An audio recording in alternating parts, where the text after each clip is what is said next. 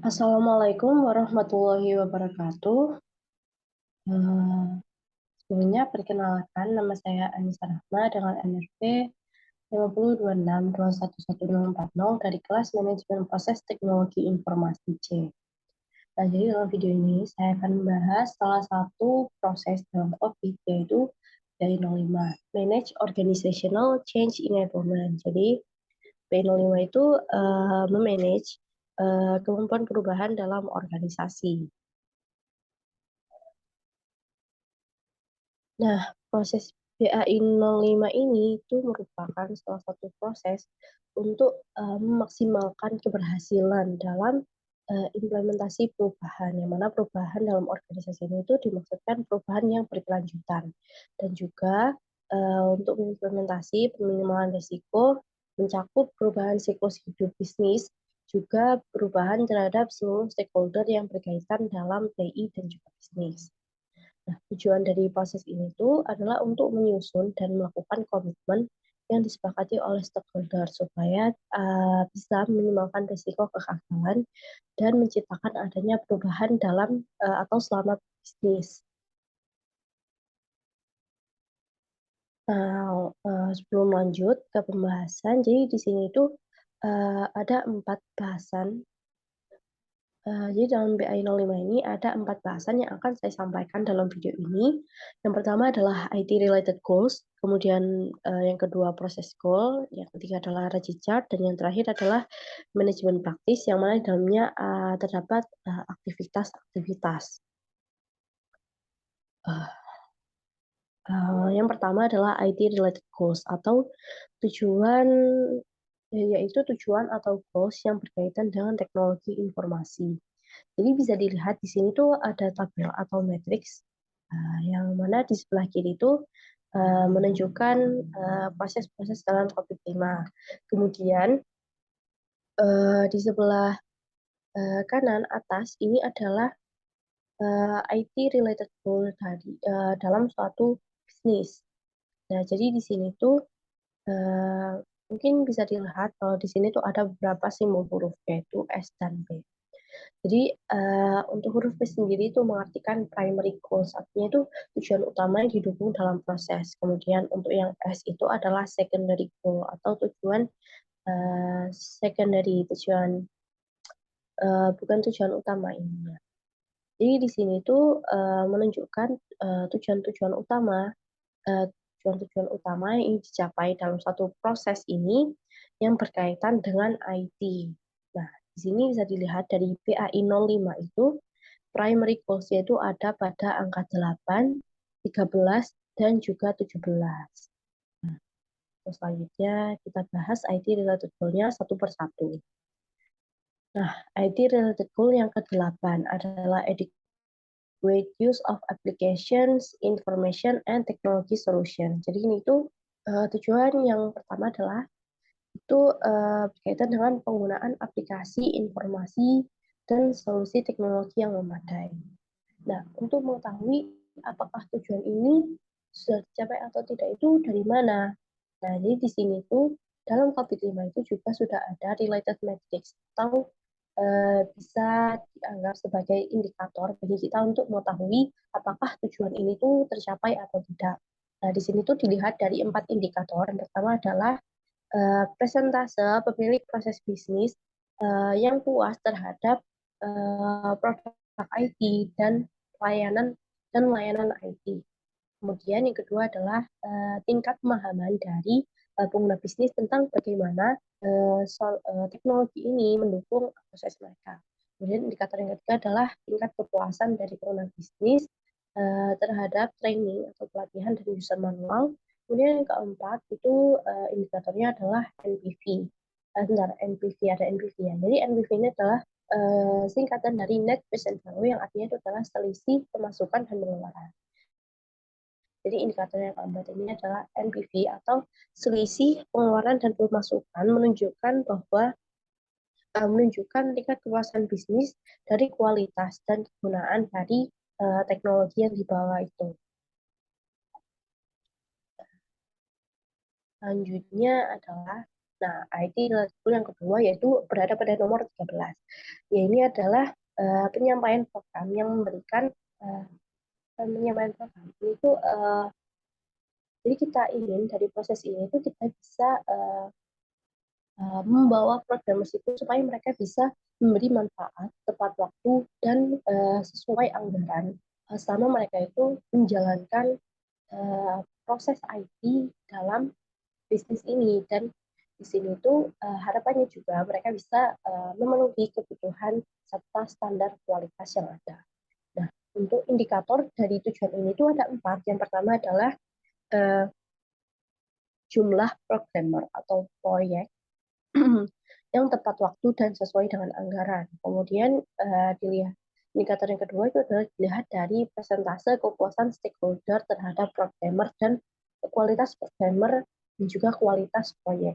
Kemudian untuk indikator yang ketiga adalah dilihat dari jumlah program program yang membutuhkan pengerjaan ulang secara signifikan dikarenakan ditemukannya ada cacat kualitas di dalamnya.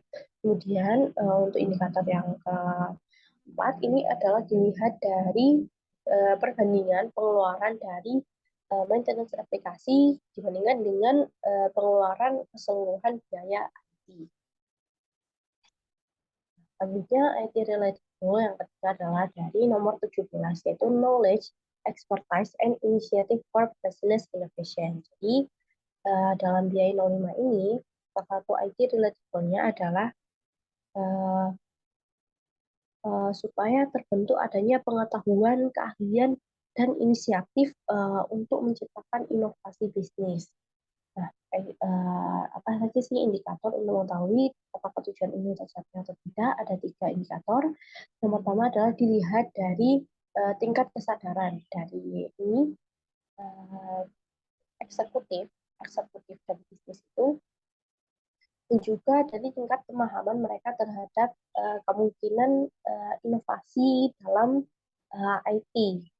Kemudian indikator yang kedua dilihat dari tingkat kepuasan stakeholder terhadap level keahlian dari IT dalam berinovasi dan juga membuat sebuah ide, membuat ide-ide. Kemudian indikator selanjutnya itu dilihat dari jumlah inisiatif yang disetujui berdasarkan hasil ide-ide inovasi IT yang dihasilkan.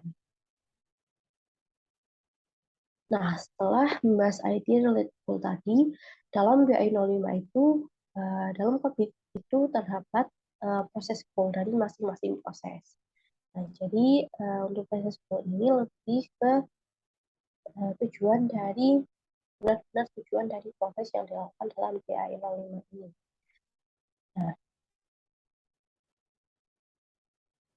Nah, jadi ada 6 proses goal dari BAI 05 itu.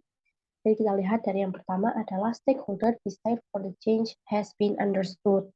Nah, ini tuh jadi tujuannya yang pertama itu adalah kita itu ingin supaya stakeholder itu mereka memiliki pemahaman kan keinginan dalam membuat suatu perubahan dalam bisnis. Nah, jadi di sini juga terdapat indikator untuk mengetahui apakah tujuan ini tercapai atau tidak. Yang pertama adalah dari tingkat keinginan dari stakeholder itu untuk membuat suatu perubahan. Kemudian yang kedua adalah dilihat dari tingkat level atau tingkat keterlibatan dari senior manajemen di dalamnya. Kemudian lanjut ke proses goal yang kedua, itu adalah implementation team is competent and able to drive the change. Jadi ini tuh tujuan adanya proses ini tuh supaya tim yang mengimplementasikan IT itu supaya mereka itu kompeten dan mampu mereka mampu mendorong perubahan atau mereka itu bisa membawa perubahan itu tadi.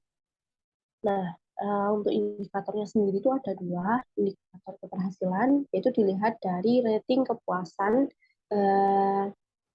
rating kepuasan dari tim implementasi berdasarkan rating kepuasan terhadap tim implementasi ini, yang mana tingkat kepuasan ini itu diperoleh dari stakeholder yang terpengaruh dari perubahan ini. Kemudian indikator yang kedua dilihat dari jumlah skill atau keterampilan dan juga kapasitas yang teridentifikasi masalah. Kemudian selanjutnya adalah proses yang ketiga, yaitu desired change is understood and achieved by stakeholder. Jadi dalam BRO5 itu tujuannya itu adalah supaya keinginan untuk membuat suatu perubahan itu bisa dipahami dan diterima oleh stakeholder. Nah, di sini ada dua indikator. Yang pertama dilihat dari feedback stakeholder dalam tingkat pemahaman. Kemudian flow of understanding. Kemudian indikator yang kedua adalah jumlah permintaan yang diterima. Dilihat dari jumlah permintaan yang diterima. Nah, selanjutnya adalah proses goal yang keempat, yaitu role players are important to deliver the change. Jadi, role player dalam bisnis itu mereka diberdayakan, tujuannya memberdayakan role player ini supaya mereka itu bisa mendorong perubahan. Jadi indikatornya itu dilihat dari dua indikator. Yang pertama adalah presentase role player yang presentase role player dengan wewenang yang diberikan dengan tepat. Kemudian indikator yang kedua itu adalah feedback role player terhadap tingkat pemberdayaan yang diberikan oleh perusahaan. Yang selanjutnya adalah proses goal yang kelima, yaitu role players are enabled to operate, use, and maintain the change. Jadi, tujuan proses BAI 05 ini selanjutnya adalah tujuannya itu supaya role player mereka itu mampu mengoperasikan, menggunakan, dan maintain, memelihara perubahan itu. Jadi ini ada 3 indikator. Yang pertama adalah presentase jumlah role player yang dilatih. Kemudian yang kedua adalah dilihat dari penilaian diri sendiri atau self-assessment role player itu terhadap relevan capabilities atau kemampuan yang relevan. Kemudian indikator yang ketiga itu adalah tingkat kepuasan dari role player terhadap selama mereka itu mengoperasikan, menggunakan, dan juga memelihara perubahan. Nah, untuk proses yang keenam itu adalah the change is embedded and sustained. Jadi proses itu. Proses BAI 05 itu kita mengharapkan supaya perubahan itu bisa tertanam dan dilanjutkan atau berkelanjutan. Nah, untuk indikator dari proses yang keenam ini itu dilihat dari presentase pengguna yang terlatih dengan baik untuk perubahan. Kemudian yang kedua indikatornya adalah dilihat dari tingkat kepuasan pengguna terhadap adaptasi dari perubahan.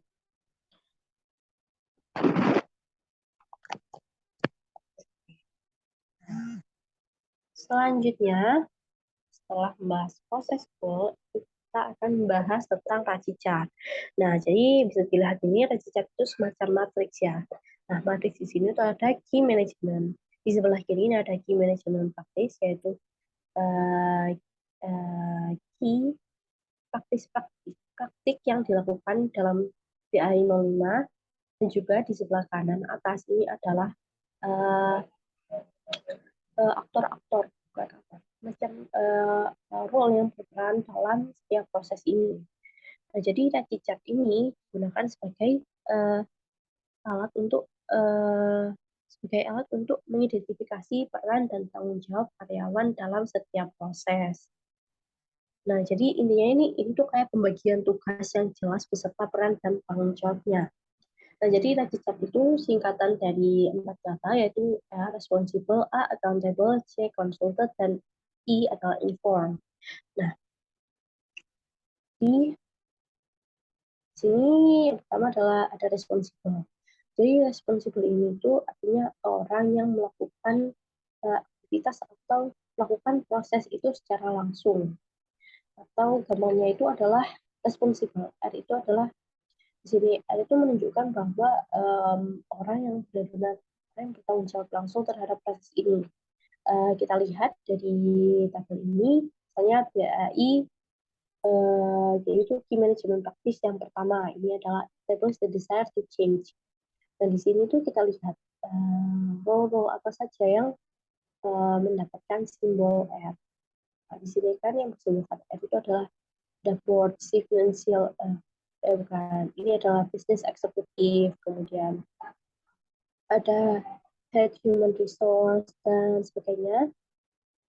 Nah, ini tuh artinya mereka role yang terdapat small r itu artinya adalah mereka orang-orang yang bertanggung jawab langsung terhadap proses ini.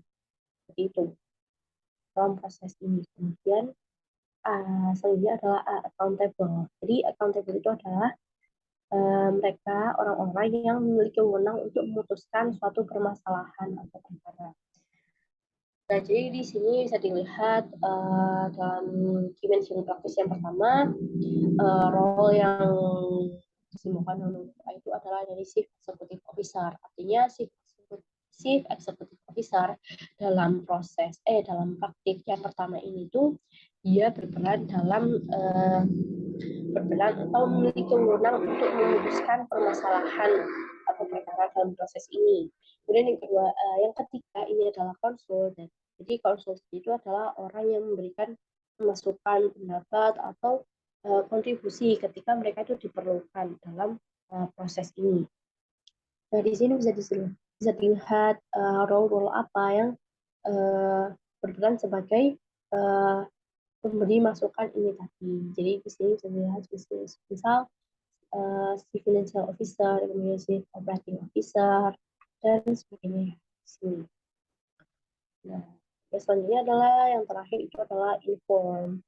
Jadi inform itu adalah orang yang mereka itu perlu mengetahui tentang tindakan dan hasil ataupun keputusan yang telah diambil dari proses ini. Jadi di sini, kalau di sini nggak ada ya. Mungkin dari key management practice yang kedua, ini bisa dilihat kalau yang ditandakan itu adalah chief executive officer dan chief financial officer. Artinya mereka itu orang-orang yang perlu mengetahui tindakan juga hasil atau keputusan yang diambil dari proses ini.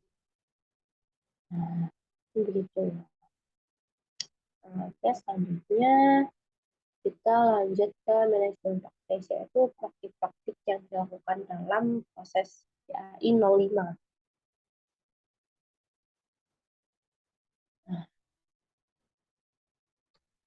Nah, jadi tadi kan ada, kalau tidak salah ada 7 di manajemen praktis. Nah, ini adalah manajemen praktis yang pertama, yaitu establish the desire to change. Jadi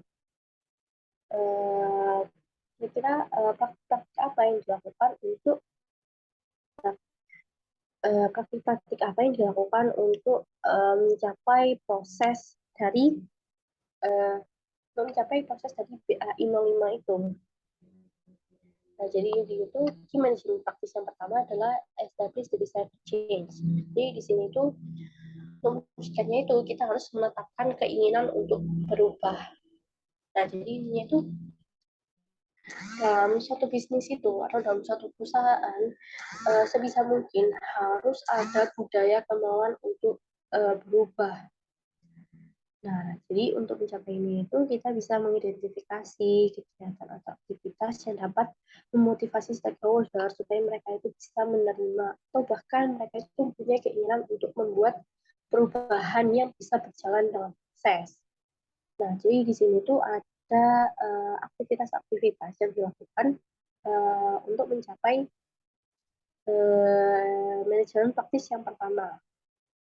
Jadi aktivitas yang pertama adalah menilai ruang lingkup dan dampak perubahan yang sudah kita bayangkan. Nah, misalnya juga dari berbagai kementerian yang terpengaruh, sifat dampak, dan keterlibatan yang diperlukan dari setiap kelompok pemangku kepentingan. Serta kita juga menilai bagaimana kemampuan dari bisnis dalam mengadopsi perubahan itu. Kemudian yang kedua adalah kita perlu mengidentifikasi, memanfaatkan, dan juga mengomunikasikan poin-poin poin-poin kegiatan negatif event. Nah, kita harus komunikasikan misal resiko, kemudian apa yang membuat pelanggan tidak puas dengan produk kita, dan juga apa saja masalah-masalah dalam bisnis. Kemudian aktivitas yang dilakukan selanjutnya adalah kita perlu mengeluarkan key communication dari eksekutif, jadi dari komite eksekutif atau CEO, supaya mereka itu mendemonstrasikan bagaimana komitmen bisnis itu terhadap perubahan. Dan aktivitas yang keempat adalah memberikan provide visible leadership, memberikan kepemimpinan yang transparan atau terlihat dari senior manajemen untuk supaya mereka itu menetapkan arah dan menyelaraskan motivasi serta menginspirasi para stakeholder itu supaya mereka punya keinginan untuk perubahan. Nah, selanjutnya adalah lagi manajemen praktis yang kedua, form an effective implementation team.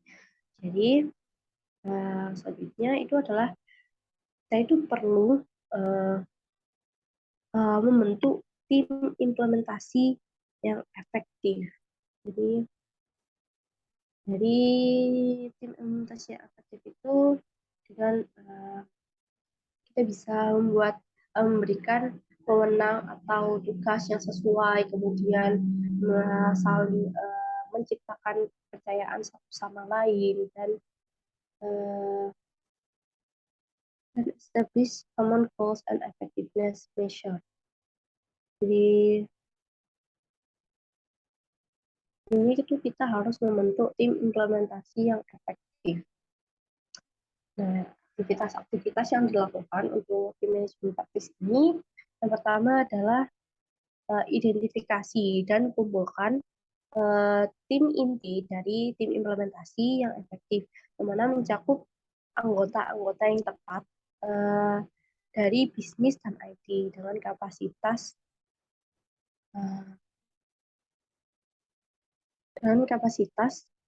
untuk menghabiskan jumlah waktu yang diperlukan dan menyumbangkan pengetahuan dan keahlian, pengalaman, kredibilitas, dan otoritas.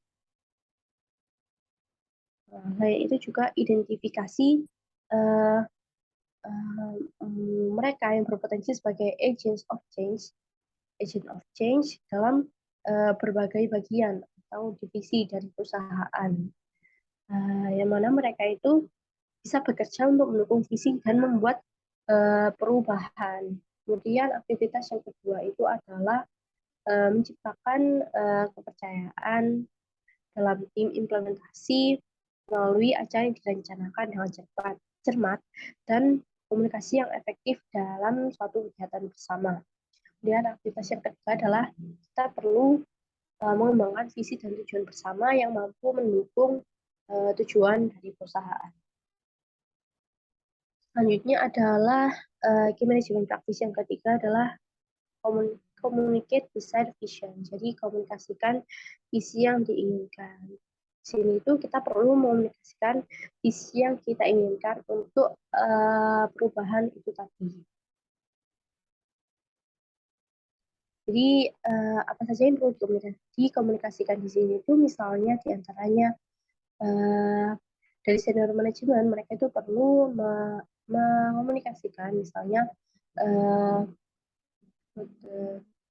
apa saja alasan kita perlu membuat perubahan, kemudian manfaat jika kita membuat perubahan itu tadi, dampak jika kita dampak dari perubahan, kemudian apa visi dan juga roadmap dari keterlibatan dari berbagai macam stakeholder selama perubahan itu. Nah, di sini tuh ada beberapa aktivitas yang dilakukan. Jadi yang pertama adalah sama, hampir mirip seperti aktivitas dalam key management practice yang pertama, yaitu menilai ruang lingkup dan dampak perubahan yang diinginkan. Juga perlu menilai berbagai stakeholder yang terpengaruh, juga dampak dari keterlibatan dari setiap stakeholder dalam perubahan ini, serta bagaimana kesiapan atau kemampuan perubahan bisnis dalam mengadopsi perubahan. Selanjutnya yaitu mengidentifikasi, memanfaatkan dan mengomunikasikan apa saja peristiwa-peristiwa yang peristiwa-peristiwa yang memberikan risiko, kemudian dilihat dari ketidakpuasan pelanggan dan juga masalah-masalah yang ada dalam bisnis. Kemudian aktivitas yang ketiga adalah keluarkan komunikasi kunci, key communication. Itu mengeluarkan key communication dari komunitas eksekutif atau CEO supaya mereka mendemonstrasikan komitmen untuk menciptakan perubahan. Kemudian yang keempat adalah menyediakan atau memberikan visible leadership, kepemimpinan yang visible atau transparan dari senior management kepada untuk menetapkan arah dan menyelaraskan motivasi dan menginspirasi stakeholder supaya mereka itu mempunyai keinginan untuk membuat perubahan. Nah, selanjutnya adalah key management practice yang keempat, yaitu empower role players and identify short-term wins. Jadi ini tuh kita perlu memberdayakan para role player supaya mereka itu mau menciptakan perubahan. Nah, jadi di sini tuh identifikasi short-term wins, yaitu langkah-langkah kecil atau kegiatan-kegiatan kecil yang mampu membuat mereka itu membuat perubahan itu bisa terrealisasi. Nah, di sini ada 6 aktivitas yang dilakukan, yaitu yang pertama adalah mengidentifikasi struktur organisasi yang sesuai dengan visi. Kemudian yang kedua adalah merencanakan kebutuhan staf pelatihan untuk mengembangkan keterampilan dan sikap yang tepat agar mereka itu bisa merasa diberdayakan. Aktivitas yang ketiga adalah menyelaraskan proses sumber daya dari manusia dan juga sistem pengukuran. Itu misalnya di sini adalah evaluasi performance, kemudian keputusan kompensasi, perekrutan, yang mana intinya semua ini tuh untuk support atau mendukung dari visi. Kemudian yang keempat adalah mengidentifikasi dan mengelola pemimpin yang terus menolak perubahan yang diperlukan. Kemudian yang kelima adalah mengidentifikasi, memprioritaskan, dan memberikan peluang untuk quick wins, kemenangan yang cepat. Hal ini tuh bisa berkaitan dengan ada kesulitan yang diketahui saat ini atau faktor eksternal yang perlu segera ditangani.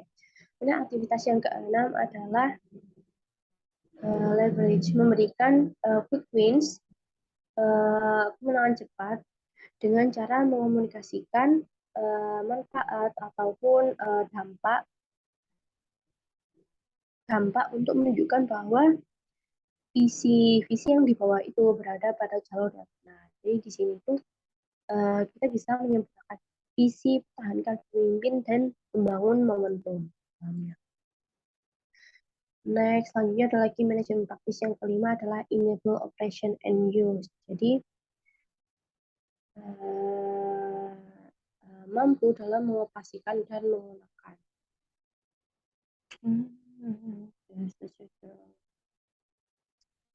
Nah, jadi ini tuh di sini itu kita merencanakan dan mengimplementasikan semua teknikal, operasional, dan penggunaan dari berbagai aspek yang mana semua orang yang terlibat di dalamnya itu the future state environment kan mereka bisa mengerjakan sesuai dengan tanggung jawab mereka. Jadi di sini aktivitas yang dilakukan itu adalah itu yang pertama adalah mengembangkan rencana untuk pengoperasian dan penggunaan perubahan. Kemudian yang kedua adalah menerapkan rencana operasi dan penggunaan. Jadi misalnya dengan menentukan langkah-langkah keberhasilan termasuk langkah-langkah bisnis dan langkah-langkah persepsi yang menunjukkan bagaimana perasaan orang tentang perubahan serta mengambil tindakan perbaikan yang diperlukan.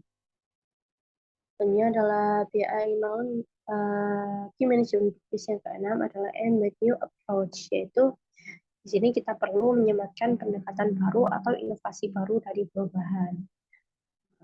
Di sini ada 5 aktivitas yang dilakukan. Yang pertama adalah rayakan keberhasilan dan terapkan program penghargaan dan pengakuan untuk memperkuat perubahan itu. Kemudian yang kedua itu gunakan sistem pengukuran kinerja untuk mengidentifikasi akar penyebab rendahnya dalam mengadopsi perubahan dan mengambil tindakan korektif untuk menghadapinya. Kemudian langkah yang ketiga itu adalah kita perlu membuat pemilik proses itu bertanggung jawab terhadap operasi normal sehari-hari. Kemudian tes yang keempat adalah melakukan audit kepatuhan untuk mengidentifikasi akar penyebab rendahnya adopsi perubahan dan di sini juga merekomendasikan tindakan korektif. Dan aktivitas yang kelima adalah memberikan ongoing awareness, kesadaran berkelanjutan melalui komunikasi tentang perubahan dan penerapannya atau adopsinya. Nah, key management yang terakhir itu adalah sustain change. Nah, setelah kita melakukan itu semua, kita perlu mempertahankan perubahan itu tadi. Jadi kita perlu menjaga momentum perubahan itu dan menjadikannya sebagai suatu budaya. Nah, di sini ada 4 aktivitas yang dilakukan dalam key management practice yang ketujuh, yaitu yang pertama adalah memberikan pendampingan, training, pelatihan, coaching, dan juga knowledge transfer atau transfer ilmu kepada staff baru supaya mereka itu bisa mempertahankan perubahan. Kemudian yang kedua adalah mempertahankan dan memperkuat perubahan melalui komunikasi yang menunjukkan komitmen dari top manajemen. Kemudian aktivitas yang ketiga adalah melakukan review berkala terhadap operasi dan penggunaan perubahan serta mengidentifikasi improvement atau perbaikan yang diperlukan. Ini adalah yang aktivitas yang keempat adalah menangkap pelajaran yang dipetik terkait dengan penerapan perubahan dan membagikan pengetahuan di seluruh perusahaan. Nah, itu tadi adalah 7 manajemen praktis yang mana menjadi bahasan terakhir dalam video ini. Nah, sebelum mengakhiri video ini, jadi ada salah satu quotes yaitu if nothing ever change, there be no but twice. Nah, mungkin cukup sekian presentasi dari saya terkait BAI 05. Mohon maaf sebelumnya bila ada salah kata atau salah kata dalam pengucapan. Terima kasih. Wassalamualaikum warahmatullahi wabarakatuh.